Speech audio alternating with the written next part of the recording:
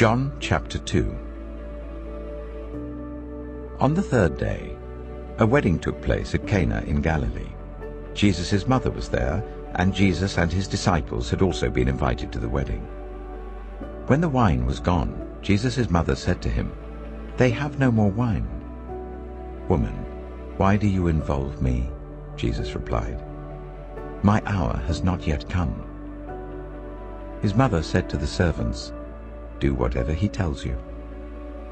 Nearby stood 6 stone water jars, the kind used by the Jews for ceremonial washing, each holding from 80 to 120 liters.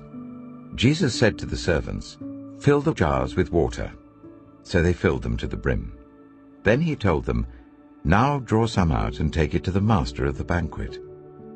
They did so, and the master of the banquet tasted the water that had been turned into wine. He didn't realize where it had come from, though the servants who had drawn the water knew.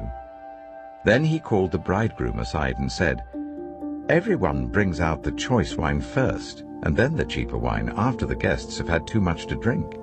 But you have saved the best till now."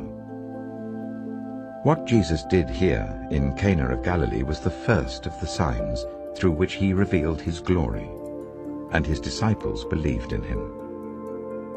After this, he went down to Capernaum with his mother and brothers and his disciples. There they stayed for a few days.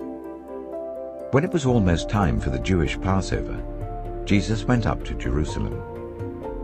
In the temple courts he found people selling cattle, sheep and doves, and others sitting at tables exchanging money. So he made a whip out of cords and drove all from the temple courts, both sheep and cattle. He scattered the coins of the money changers and overturned their tables. To those who sold doves he said, "Get these out of here! Stop turning my Father's house into a market." His disciples remembered that it is written, "Zeal for your house will consume me." The Jews then responded to him, "What sign can you show us to prove your authority to do all this?" Jesus answered them, "Destroy this temple, and I will raise it again in 3 days." They replied, "It has taken 46 years to build this temple, and you are going to raise it in 3 days." But the temple he had spoken of was his body. After he was raised from the dead, his disciples recalled what he had said.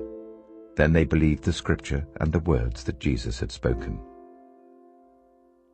Now while he was in Jerusalem at the Passover festival, many people saw the signs he was performing and believed in his name.